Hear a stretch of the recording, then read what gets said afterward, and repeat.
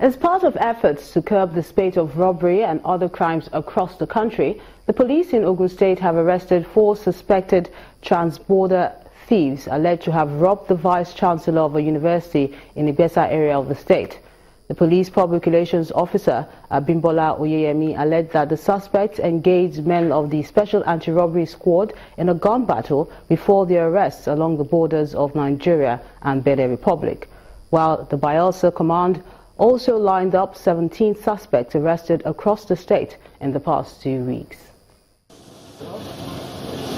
A line of 4 pump-action rifles, a cut-to-size locally made pistol and 11 rounds of live ammunition were recovered by the state Special Anti-Robbery Squad from these suspects when traced to Seme area of Lagos State. They were alleged to be members of a gang that attacked the Vice-Chancellor of Crawford University, Professor Rotimi Ajayi, in late January, where he was dispossessed of his yet-to-be-recovered Toyota Highlander car, phones and cash along Aton-Igbesa Road. The police spokesperson for the state explains that 4 of the 5 suspects were arrested after a gun duel with operatives of the Special Anti-Robbery Squad. The 4 of them, they have confessed that they are the one that robbed the Vice-Chancellor, and we are making efforts to trace the vehicle, which they claim has been sold to Benin Republic. One of them sustained bullet injury. He ran to Benin Republic, he ran to a town called Ajase in Benin Republic. And from there, we got an information, we went there, he was arrested, and presently is with Benin Republic police. Elsewhere in Yenagoa, the Bayelsa state capital in Nigeria's south-south region, the intensified efforts in the fight against crime seems to be paying off, with the arrest of about 17 suspects for various criminal offences in the state. Some of these suspects were alleged to have robbed unsuspecting passengers in commercial tricycles and pushed them off thereafter. The State Commissioner of Police points out that the temper of his command's unrelenting operations will continue to reduce the spate of crime in the state. One innocent Chidoka was arrested for robbing his passenger, Mrs. Happiness, along Biama Yenagoa Road. She robbed the suspect, the victim, of her bag containing personal belongings.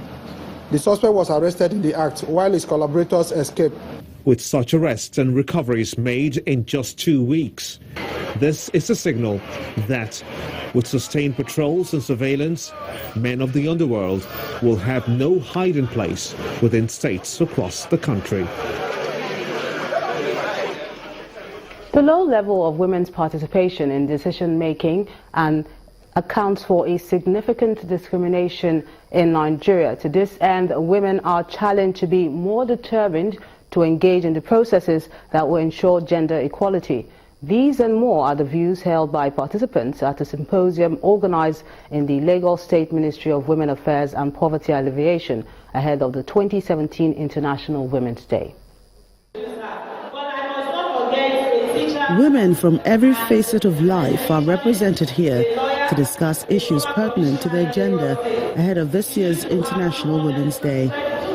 The theme, Be Bold for Change, Say No to Domestic Violence and Discrimination, is a clarion call on all women to take positive action against the vices faced by women globally.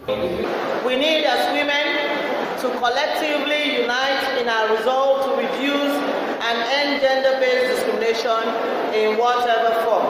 That our gathering today is to remind us of our major responsibilities and also to encourage discourse and communication within the women folk at all levels. Despite several efforts to secure women's rights within a more equitable society, many still hold that continuous oppression of women remains a stumbling block to realizing their full potential. Finland's ambassador to Nigeria shares her country's journey to gender development and equal opportunities. You need political empowerment of women. You need women as decision makers and as legislators. You need poverty alleviation and you need women in control of economy.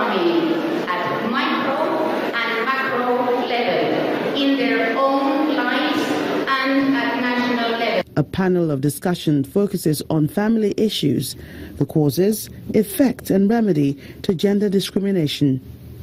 The information provided at this gathering is expected to be of great help in assisting women to take collective action to end gender-based discrimination in whatever form. And that's a wrap on the program today. Tune in tomorrow to find out what's happening in your neck of the woods. I'm Melinda Akinlami.